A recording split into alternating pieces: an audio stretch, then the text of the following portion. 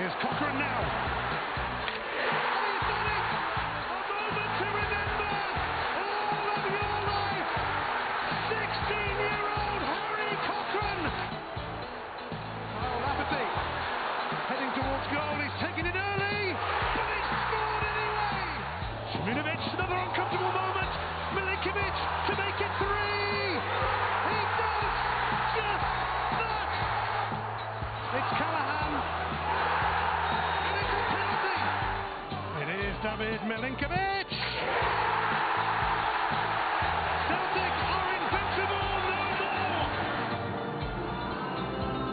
There are some very early Christmas celebrations here with Hearts beating Celtic 4-0, making sure that 4 of those 5 shots on target went in and restricting Celtic to just 4 shots on target. The visitors did just edge possession but were well and truly beaten. Chris Boyd and Chris Collins looking back on quite a remarkable game, but more so a remarkable result that we absolutely didn't predict, did we, Chris Collins? Certainly did not predict that. You were close. Oh, very close. Very close. No, I mean, it was a result that no one would have even predicted that. I don't even think anyone would have predicted Hearts winning, but the manner that they went for it was a real credit, not only to what Craig Levein did in the week leading up to the match, but how they then implemented it on Celtic. It was really was men against boys, even though they had a few kids in their team. I mean, so much credit to the commitment from every single Hearts player. Yeah, it was to a man. You know, all over the pitch they were excellent. Well, a few journalists have to change their opening lines because it's Invincibles no more. But you know, fair play to Hearts. It could quite easily have been, you know, even 5 or 6 because they totally, in terms of Celtic, really, towards the end they had a couple of opportunities. But you know, from start to finish, Hearts were excellent and by far the better team on the pitch. Right, let's get some reaction from Hearts. We have Harry Cochrane, who's alongside Captain Christophe Berra with Luke Shanley. Gentlemen, very well done. Christophe, where did that come from? You know, it was always going to be a tough ask. We had a lot of injuries, but everyone who came in stepped up to the plate, and you know, 4-0, who would ever thought that? You know, everyone writ us off, and it just shows you what hard work does. And I think we pressed them for the majority of the game. It made it very difficult, and they didn't like it. So. I was going to say that pressing early on. Is that something the manager stressed to you? Yeah, he just said, you know, he'd rather go and have a go than sit back and try and be tactical and be compact. You know, you might as well just go and get in their faces, and we've done that, and they found it very uncomfortable. But you know, credit to Celtic, they've been on a great run and they're still a great team. So much has been made of some of the youngsters coming in. What about this man next to you? Just before he scored his goal, I told him he should have shot, and he must have took that advice on playing. It's a great strike. He's a 16-year-old, you know, and a good lad as well. If he keeps his head down and keeps on progressing, he's got a great career ahead of him. Harry, talk us through that goal then. Oh, well, as he says, he's just told me to hit it, and I thought, he came in the end of the box and there's no pressure on me, so I thought I need to hit it. Back foot as well, so. You didn't look at it. What was it like playing against Celtic and going in there as a 16-year-old? So much has been made of your age. Oh, it was tough. Scott Brown, great player, and started to get cramp at the end of the game there, so just delighted we've got the result and need to keep it going. For you, do you have to make sure you just keep the head and keep working hard? Aye, definitely. Can't get carried away with it. I need to just keep performing as I did today, so hopefully there's more of that next week. Well done. We can't give you the champagne because of your age, so Christophe, I'll give it to you and hand that to David Milinkovic, please. Well done. Thank you, guys. Thank you. Cheers. Vintage by the time he gets to open it in a couple of years. It was a vintage display, you'd have to say, by Craig Levein, the team who joins us now. I mean, my goodness, they said you had a game plan. You were absolutely going to go for it. You did that. Just what are you feeling right now? Relief, as always after a match that you win. But I was obviously very pleased. I think around about the 89th minute I thought we might actually win this.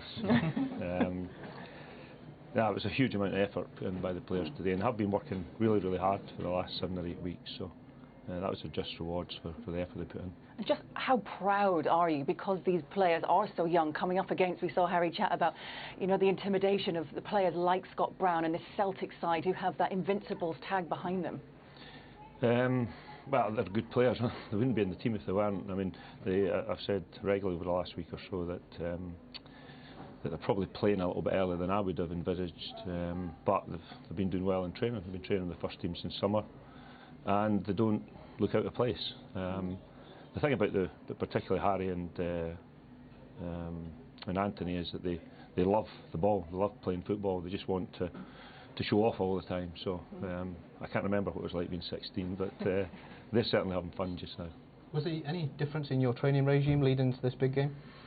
I watched the Anderlecht game, and I thought Anderlecht pressed them exceptionally well and really knocked them off their stride. So we were trying to copy that. That was the game plan. Well, that's a big gamble, isn't it, really, when you do go after players, because they are good enough to pop it round.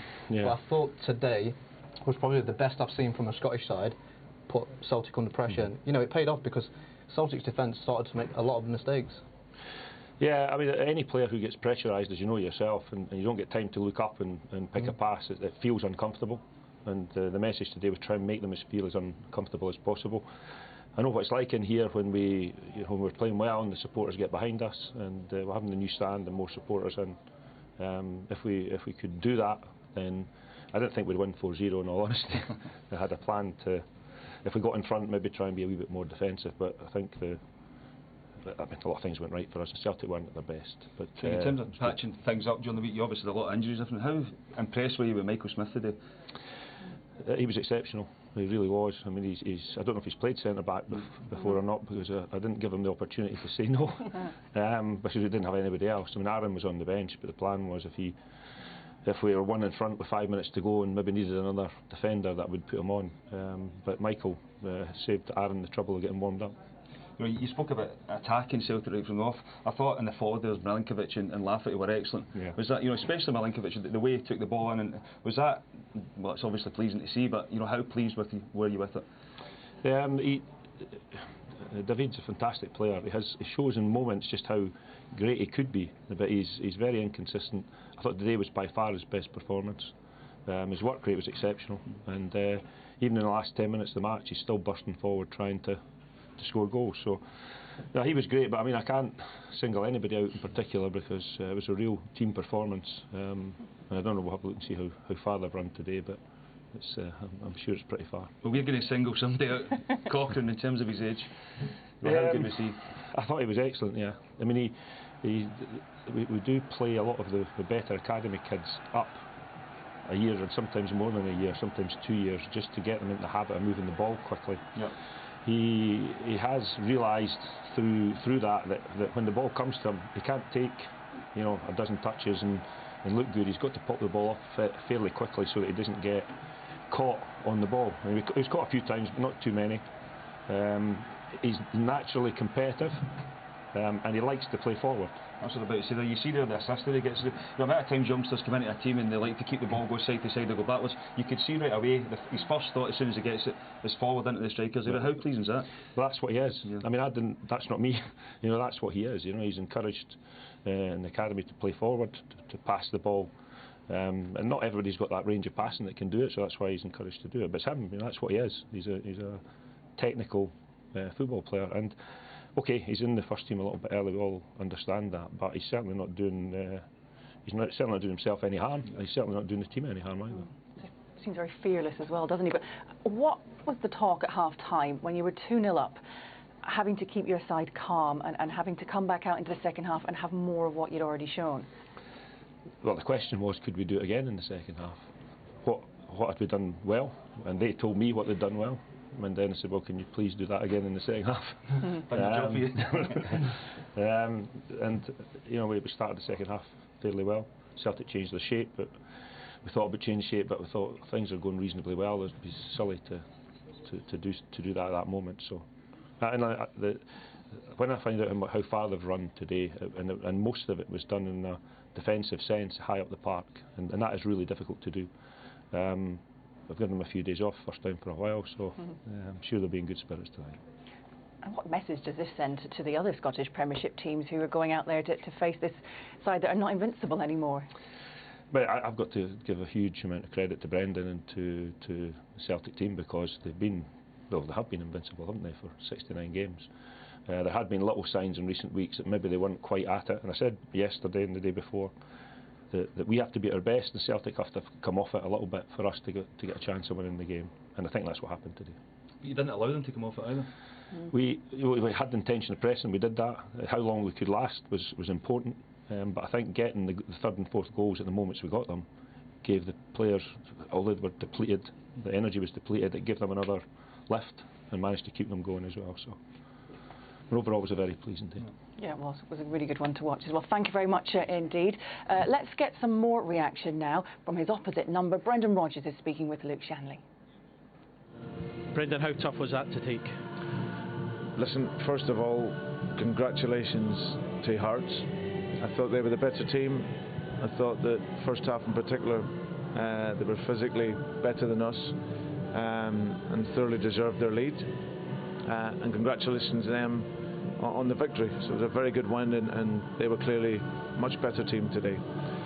But also I want to say congratulations to my players, because to go through 69 games and to taste defeat for the first time domestically today, it's an absolutely phenomenal achievement. And for them, yeah, we weren't very good today. I think we could have played 5 games today and would never have scored. The first domestic game where we haven't scored a goal, and like I say, we made too many mistakes today to warrant getting a result. But I'm proud of the players in terms of everything. We now press the reset button. We'll analyse the game like we always do, and then look to our next game to get a victory. But like I say, congratulations to Hearts. They get the win and deserve the win. Is it easy to forget how good a record it's been because what people will make of today, and is that what you said to your players at the end in the huddle to congratulate them on that? Yeah, absolutely amazing achievement. You know, to have 69 games and to think they've only experienced that once over that period, it really demonstrates their level of professionalism and quality. And like you say, because there's so many games, you've seen it. I've seen it my time up here, and we see it in football in general, coming off the back of Champions League games or European games. You can go into another game and very easily lose it. But these players have stood up to that. Today we weren't so good in our defending, you know. So clearly we conceded the goals, and they were soft goals from our perspective. But like I say, it's a big thank you to the players for what they've done. And like I say, now we get the chance to press the reset button and look to get 3 points during the week. Is that more frustrating, given you made the changes at half-time, hoping to get the impact and the reaction, and then you concede so early? Yeah, I think that, and we started the second half bright. We obviously put risk into the game. We were 2-0 down, so we want to go and get something from the game. And in that opening period, we started quite bright. You know, put some energy, put some physicality back into the team, and but then we give away a poor goal, and when it gets to 3-0, okay, the game's still there if you can get a goal, but we couldn't quite manage that. Just finally, do you learn any more about your team in defeat for the first time, given it's a new experience? Always, yeah. I think there's always lessons, whether you win or lose, and of course for the players it's a sore one and it'll hurt. But I said to them in there, it's been a remarkable run to sit here and for me to stand in front of them and talk about a defeat for the very first time domestically. It really shows how well that they've worked. Today wasn't our day. Hearts deserve the credit. They were excellent in the game, physically better than us, in particular in the first half, and we made too many mistakes to win a game of football. So we move on. We appreciate your time. Pleasure. Thanks. Yeah, Brendan Rodgers, very gracious in defeat. We can't forget this record. I know a lot of the focus will be on the fact that they've been beaten. I guess it's the manner of the defeat as well. But we've got to congratulate them for getting to this point in the way that they've done and providing so much excitement, waiting for that next team to finally beat them. I mean, it was always going to come. You can't play football matches without getting beat somewhere along the line. So, but that's why Brendan Rodgers is one of the best. Very, very humble in defeat, and you know, he gave a lot of credit to Hearts. Said they were physically better than them.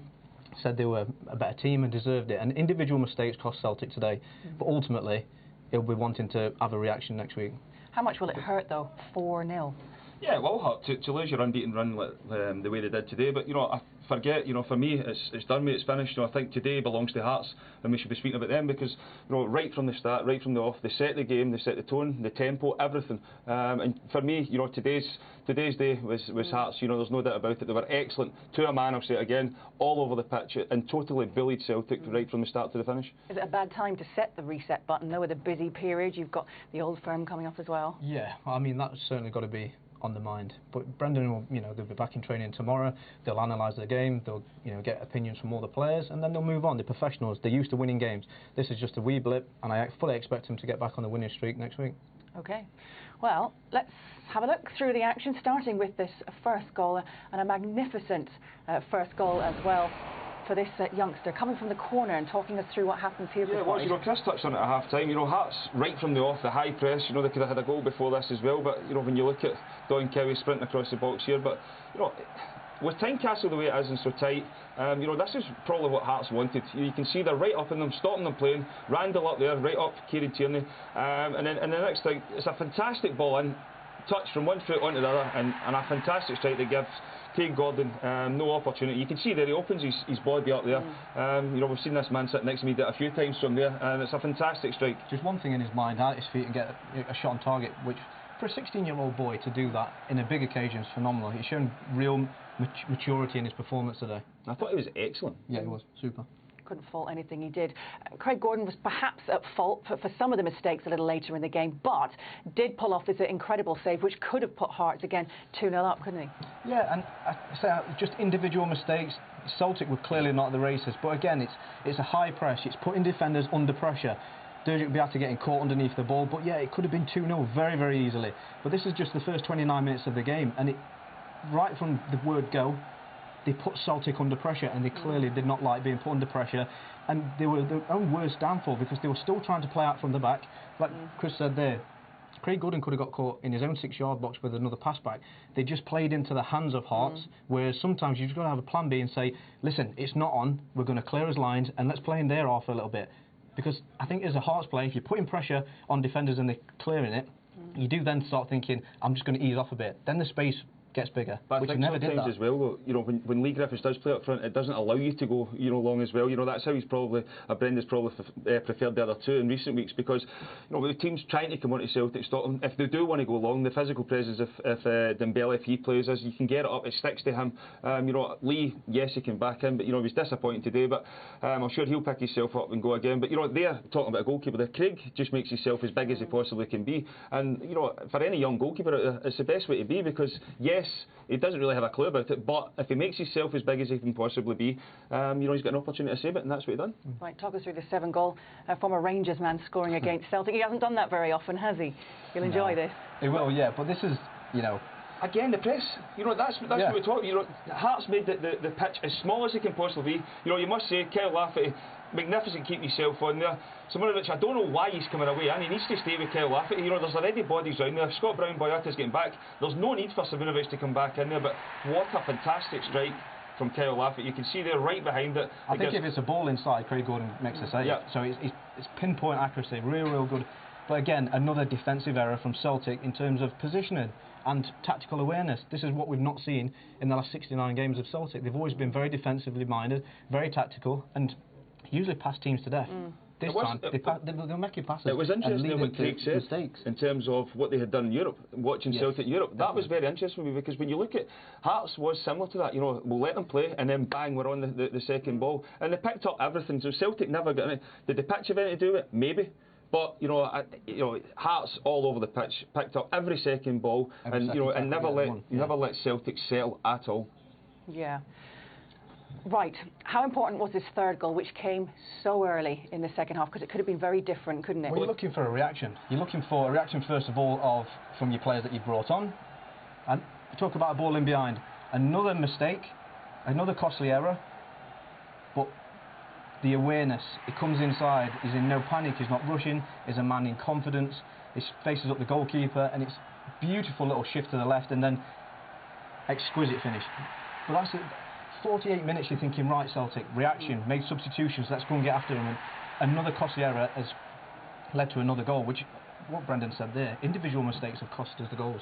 Well, they obviously made the two substitutions at half-time, and they had that little opportunity just before, I think Hearts broke away there and scored. But when you look at a lot of people in this league will criticise teams going long, but that was a curved ball up the line, but it allowed the two strikers to go in. But yes, it's a mistake, but you had two forwards breathing down his neck, and as soon as it gets in there, it's a great finish. And I thought Milinkovic was excellent all day. He took the ball in. Craig said there as well, it's the best he's ever been. But he took the ball in, he linked the play.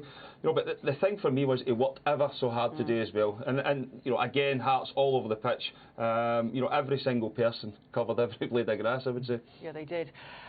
And then, of course, there was the final goal that really sunk the hearts of Celtic, and it was a penalty straightaway shout. It absolutely was, unfortunately, for Gordon. See, for me, this summed up Celtic's whole afternoon. You know, second to every ball you see there, that's no Craig Gordon light there. You know, it's not a great second touch there from Callahan. It takes him away, you can see he's not going anywhere, but Craig decides to go down at his feet. I don't understand why, but you know, fair play to Hearts. You know, Celtic were probably gambling with this time when they get hit in the break, but you know, it's a magnificent penalty. It's not right in the corner, but it's enough to get underneath Craig's body, and you know, what's capped off a wonderful afternoon for Hearts and Milinkovic especially.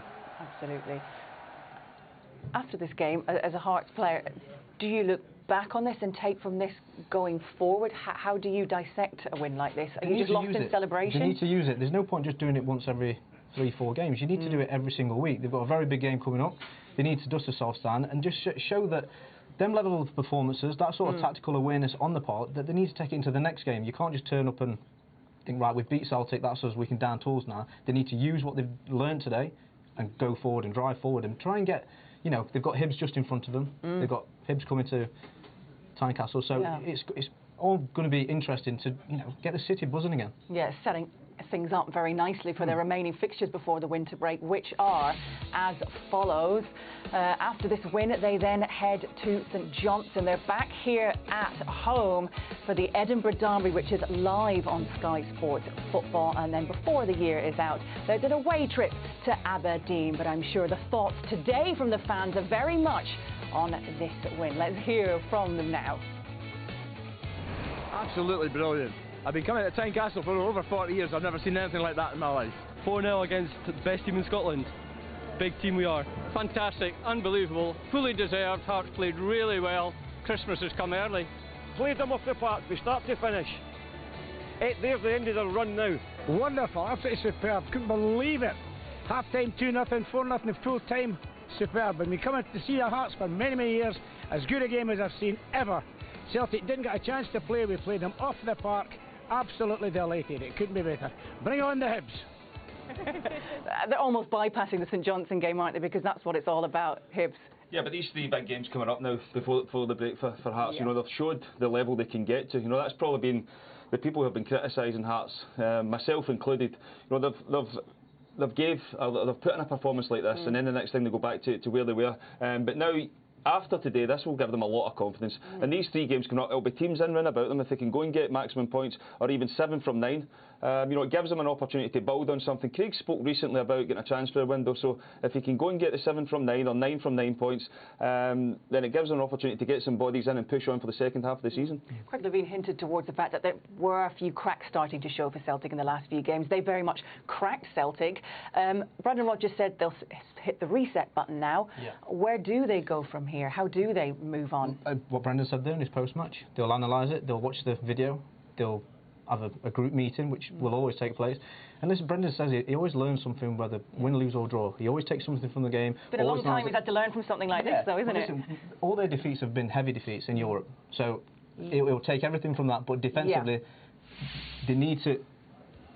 Well, the good thing for Celtic is that, you know, they've got a game on Wednesday night. You know, there's nothing worse when, you know, if you come off the back of a hiding like this and you have to wait a week or something for your next game. Yes, you know, in recent times it's been midweek in Europe for Celtic, but this is the first time in the league they've tasted defeat for a long, long time now. So, but you know, with an opportunity against Partick Thistle to go and get 3 points, but you know, even after that, the next game's it's a big month. It's a big month, and there's no doubt about it. Obviously, Aberdeen and Rangers. Massive games, and Dundee away, Neil McCann, that's going to be a big game too. Gosh, it is, isn't it? Goodness me. Well, thank you very much indeed. Quite the game we witnessed today. Thank you to both Chris's. Enjoy your Christmas. We'll be back, of course, for the game on the 27th, but still lots happening for you right now on the Sky Sports Premier League channel. Don't want to ruin it for you, but Manchester United are leading West Brom by 2-0. Then Bournemouth up against Liverpool from 4:15 on the same channel. And then we have, look at this, they'll be happy about the result today. You can follow Ryan Giggs, Gary and Phil Neville and Paul Scholes in the 3rd series following on from the class of '92 and their new venture at Salford City.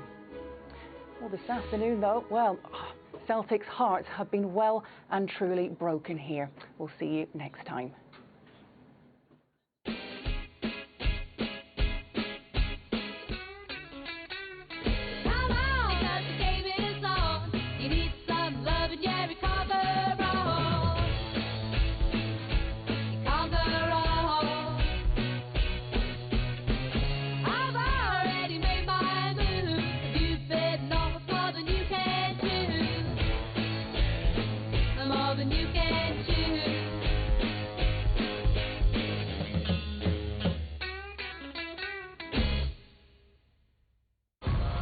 Sky Sports Football. Feel it all.